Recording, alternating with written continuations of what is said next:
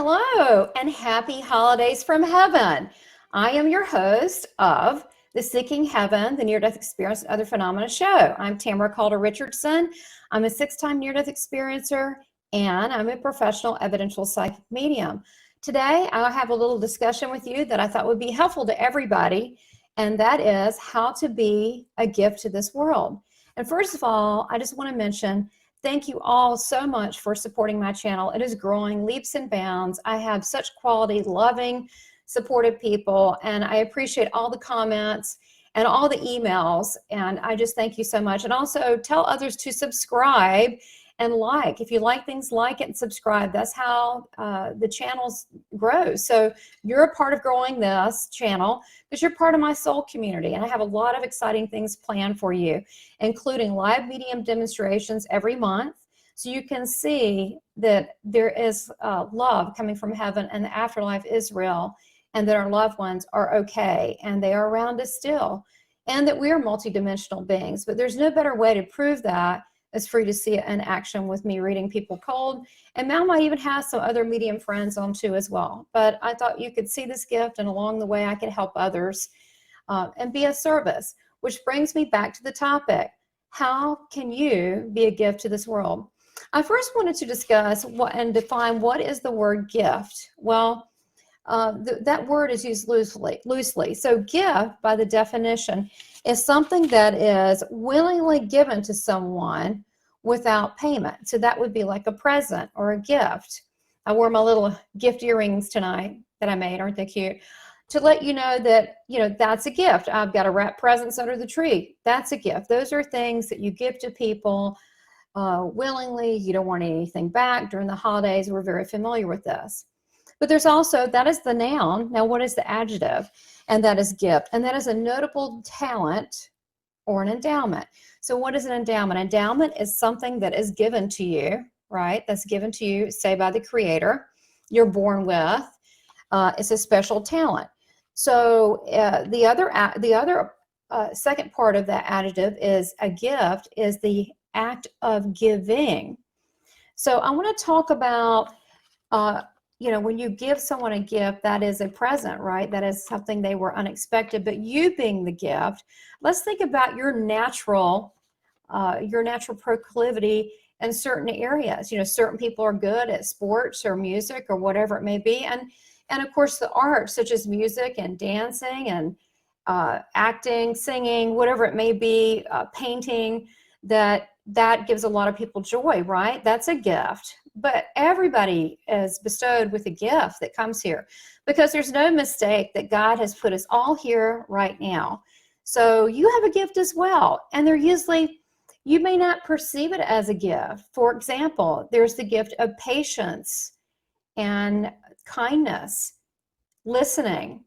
I mean, a lot of these are right out of 1 Corinthians about love. What is love? Love is not boastful or arrogance, but is kind, is humility, it's full of grace. And, those are things you can look at, but they really are. So, when you think of patience, there's so many times that you want to be impatient with a child or an older person or whatever it may be, or you've heard the story before and you're like, oh boy, but you're patient because you have grace with that person. Now, I can tell you what, my husband is so full of patience with me and other people. And when his sister years ago, my sister-in-law, who was an incredible person, beautiful woman, used to be a model, and she was so funny. And when she had 4 different cancers a few years ago, when we were helping out with that, especially my husband, I was there for moral support, but he actually fed her intravenously and took care of her and helped her in a lot of ways. I saw so much love and patience and kindness and grace and dignity he gave to her. And that's who he is, which God knows he's got to have a lot of patience with me. I'm a handful. So, that to me, that is a gift. He is a gift to me a lot. And I want you to start thinking about people that God placed in your life that's a gift to you. And so when we think of a gift, we think about what are gifts? Well, the gifts of encouragement. What about a coach? Or a counselor, a natural counselor. There are people out there, and I know you're listening, that are natural counselors that guide people, help them, encourage them, that you see the better of their ways. That is a gift from God, that you have that. And that is a gift, because you don't have to take the time to be able to do that with others. Also, charity or donating. There are people that have that they have their own little ministry, if you want to call it that they do things just to help people, whether it's their time, their money, or both. And I do believe that you can give in many ways besides money. But if there are people that are less fortunate, I do think it's important to share not only your talents, your gifts, your love, your encouragement, but sometimes it's important to, offer them things, whether it's money or like such as Meals on Wheels. When I did my my black belt, when I finally had to complete my black belt, you have to test several times for Hapkido and martial arts. One of my projects that I picked with Meals on Wheels, and it was in my neighborhood. And it was interesting because I got to meet the shut-ins and the people in my neighborhood, and they were so thankful. And you have no idea how many people are trapped inside that can't get out, and they don't have that human contact. And of course, now with this pandemic situation, a lot of us are at home, but we found a new way to connect through technology. And it's funny how the soul knows. I met so many incredible people that follow this channel that I can see their soul, and they're beautiful. And I know that. And, like spirit, I'm an evidential medium. Spirit doesn't need a chair. And so, we don't need a chair. We can tell if we just tune in, and we can tune into that person's heart. So think about far as outside of the box of how we might have been a gift. And I'm hoping that maybe people that are shut-ins, or that people in different parts of the world that couldn't hear a message or couldn't connect with maybe someone like me, a near-death experiencer, or has supernatural abilities. To me, I just try to be a vessel, like we all should, that, maybe that they can feel connected. And we're all connected by the love. We've just forgotten. So as we go through and look at ways that we can spend acts of kindness, how we can be a gift, what are random acts of kindness? It could just be spending time with someone who's an elderly person, listening to their stories, saying some kind words, maybe taking someone out to eat for lunch and just letting them know they were loved. And it's just the act of listening and the patience of being kind. And there's also the act of forgiveness, where you're with someone, and I know we're all around different people during the holidays, and there's always one or two, generally people, family or friends, that we might not look forward to because maybe they're negative, let's say. And with the act of forgiveness, is that when things are said, or maybe they've had a little too much Christmas punch or eggnog, and words start flying like, oh boy, this might be a good time to go, I'm going to cut them grace, because there must be a lot of pain in there with themselves to be able to lash out the ones that love them. So that's the act of forgiveness, is in that moment you go, I'm just not going to go there. There's got to be a lot of pain with that person, and I pray, God help them. I don't know what they need, but please attend to them. And then also teaching, helping others to express themselves. And I think that's also, so important, to be able to help others exceed. As a leader, and it's funny, for years and years, I mean, really about 12 years, maybe longer, probably longer. They're telling me longer. I really was supposed to have reached out, and I've always been a speaker, and I grew up in a broadcast family. My father was involved. He was a radio DJ, and then later on, he was in radio sales all across the Southeast. He was like top salesperson. And then when he was involved with TV as well. And so I got involved with doing commercials and being a part of that whole scene.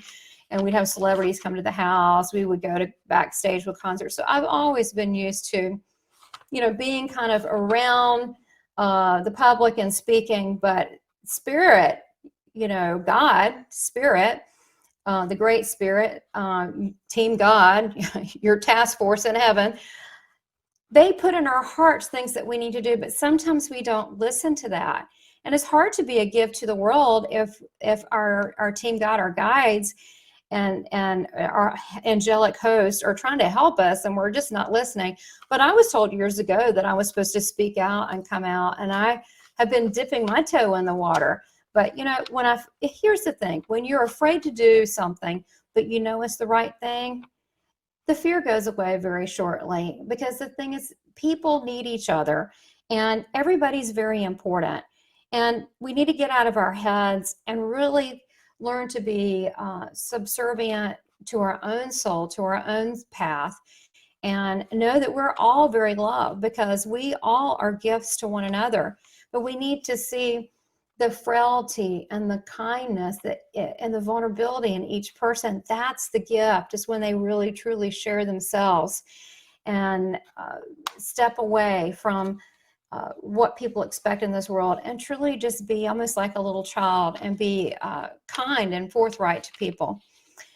So as we talk about the gifts and being able to help people, I want you to think about, what is your natural tendency when you help people? What is that? Some people love cooking. Some people want to bring you food. That's their expression of love. So what is your expression of love? How do you be a gift to people?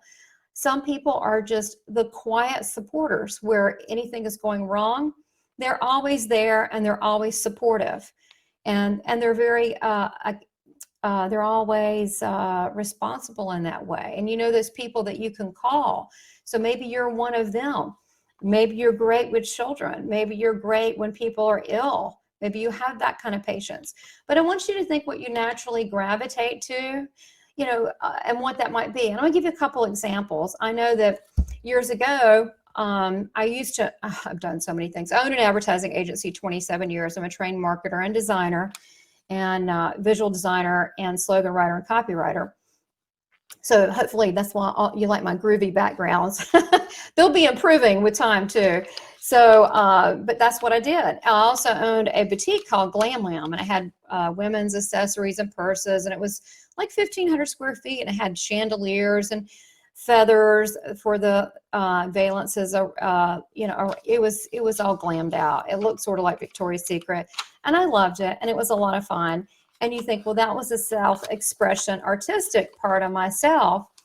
And when I did the advertising for so many years, which I still use for myself, I got to express myself some, but I was more in, I found myself more in the area of managing clients and projects. Even though I was the creative director, but I found myself doing more of that. But when we look at where our passion is and what we're really good at, one of the things that I did, because I designed jewelry for years, and I actually did that when I went to East Carolina University. One of the things I did is I took jewelry design for 2 years with John Sadler, who was a master jewelry designer. And so when the beading and all that came in, I started doing that, and I had these beautiful sets, and I love gemstones because my grandmother always showed me gemstone as a small child, like 3 and 4 years old. I knew my gemstones. Like, people talk about rocks now. I'm like, you have no idea. I had a rock collection. My grandmother at 3 or 4, I had this stuff down. I knew it. So I know my stones and what they do and the energy and all of that. Well, I thought something came across my path, and I found out about this charity group, or it was a home, and it was for mothers that used to be drug addicts that had babies, so that they're cleaned up, right? So they have a home with their babies there, and it's a proper place. They check in and check out, because they sort of had, like, I believe it was like a police record, so it's very proper. But they're learning skills like sharing. So I offered and submitted a proposal that I would come in, and that they just paid for the supplies directly. It was just my time. It was all free. And I taught these girls how to make jewelry. And we did different things. We had bracelets and different things. Now you think, well, what would that do? It showed group participation, because they had to share the tools. Nobody stabbed each other with the tools. That's a major plus. But what we did is, one of the times there was a young lady, and they're all about 22, 24, something like this, okay? And she was making a necklace, and she was almost done, and I was helping her through it and encourage it. And then she took it. You do it on this board so they don't move around. Well, she lifted it up, And so what happened? All the beads went all over the floor. I mean, it went crashing all over the floor. And so she started cussing. I'm not going to do this. I hate this. And I just looked at her. I mean, I'm not intimidated, even if somebody, I mean, at that point I wasn't a black belt, but, I mean, not that that's the end of the world, but I did train 8 years, but I wasn't afraid. I was like, this is fine. And so she had a fit, whatever. I just looked at her. I said, okay, are you done? I said, you're very good. You're actually a very creative person. You're very artistic and you need to learn discipline. And I said, you don't think that mine hasn't fallen apart on the floor before? It has. Just like life, it falls apart, but you pick it back up and you do it again. And we're going to do this. She goes, no, I'm not. I said, oh, yes, you are. We're going to do it. And you're going to be happy with yourself. And you're going to accomplish something. And you're going to wear this with pride because it's going to say, I'm not a quitter. And I said, look, you're not a quitter. And I believe in you. And she was tough. But it worked because when you show love, how can it not? So she put the thing back together. I said, it's okay. We put it back, the whole thing. She was done. And I told her how proud I was. I said, don't you ever give up in life. Don't you ever. You're worth it. And so even though it was a little necklace, you can still teach a lesson. So, so that was my little thing that I gave back. Who would have thought, right? Who would have thought that something like this? But it got me talking to the women. It got me encouraging them. And it was so cute because they asked me to eat dinner with them. So they all cooked a meal. So they wanted me to eat with them before we made the jewelry. And they said they saved up the money. Oh, it was so sweet that they gave me ice cream sandwiches for everybody because I was coming. And I had been with them a couple of months teaching them art projects. And really beautiful. But see, that's what I wanted to say. There's power in giving. That there's a healing love that happens to both parties because I got touched too. I saw hope in people that didn't have it. And we all need that one person that believes in it, in us. And everybody needs that. But you can't be that one person. And when you're kind to someone on the street, you don't know if that day, if they're thinking this, I'm not so happy. And just by being kind and listening to your heart, what God puts in it to say to someone, and you be that living vessel. Yeah, we all have, some of us have intuitive abilities, some of us have healing abilities, whatever it may be, but we all are connected to the divine. And if we listen in our hearts, we all know exactly what to say. And this is the thing, many wise words of knowledge that come through to someone is done instantly. Haven't you ever felt urged? Oh, you're at the store, you should go up and say something to someone. Oh yeah, I have. Oh my gosh. Funny example. I was buying supplies or something at the Dollar General, seriously. And I'm in there and Spirit God tells me to go lay hands on this woman. And I'm like, this is she's an elderly woman. And I'm like, I could get arrested for that. I was like, no. I told them no. And they said, she needs that. I said, okay, then. Okay. Have her come over to me and make something happen, conversation. Make it happen if you want that. Sure enough, she started talking. She came over to me and she was trying to get a sports bra or something. I didn't even know they sold that there. And she said, what do I think? And it was just some silly thing. I was like, I can't believe we're talking about this. So we started talking. And I said, well, God has bestowed some special gifts upon me. And I feel as though your back is hurting and blah, blah, blah. And there's tension you're carrying because of your son and, and your husband, and you're carrying all the weight. Do you mind if I lay hands on your hip? And she said, yes. I just listen, whatever Spirit tells me. She felt better. She was touched. She thanked me because I let God work through me. And God works through people different ways. Like my husband would never do that, but he would totally help someone with a flat tire and help them and say a kind word. So it doesn't really matter how it's expressed through you, but you got to live in the moment. You got to live in the present time and know that God's going to give you the words in that instant moment. You don't have to have all the words. Look, when I do the mediumship stuff, I have no idea what I'm going to say. I have no idea who that person is in front of me or people. I don't know. And I sit there and say, I surrender to your will. And then I just get what I get. But that's how we all work. We're all vessels. We're all connected. And that's the thing. Trust that God wants to use you to be a gift to others. So be that gift to the world. And as Jesus tells me, be the love that you were created to be. And know that we're all from heaven, just trying to find our way back. So keep watching this channel. Know more loving messages are coming your way. And Merry Christmas to all of you and happy holidays. And I just thank you from the bottom of my heart. And together as a soul community, we're going to grow like an amazing family. And you know, what does that mean? Like a family, we're going to have ups and we're going to have downs, but together we're going to get through it, and we're going to learn to have kindness and patience with one another and grace, because we're all here learning, and we all want to be able to share safely, and we want to love more. So just enjoy the people that are around you. I don't care if you're just sitting with your cat or your dog or just yourself. Just appreciate the life and the breath that's in you. And I give you my love. And thank you so much. And keep subscribing and liking. I've got a lot of great things coming your way. Happy, happy holidays. Much love.